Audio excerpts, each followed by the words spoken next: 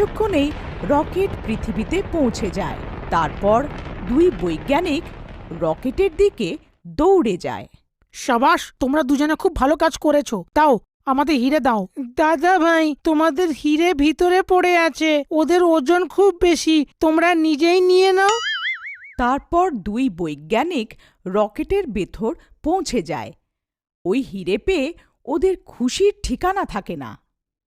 বাস, অনেক হয়ে গেছে, তোমরা অনেক লোকেদের প্রতারণা করেছো, এখন তোমাদের সময়। তারপর ভোলা রকেটকে ওড়ানোর বাটন টিপে দেয়। তারপর রকেট আবার চাঁদের দিকে উড়ে যায়। আরে মরে গেলাম রে ডক্টর রিচার্ড, মনে হয় কেউ রকেটটাকে লঞ্চ করে দিয়েছে। মরে গেলাম রে। এখন এখন কি করি? এই রকেট তো আমাদের চাঁদে নিয়ে যাচ্ছে, ভূতেরা তো আমাদের অপেক্ষা করছে, এখন আমাদের কি হবে?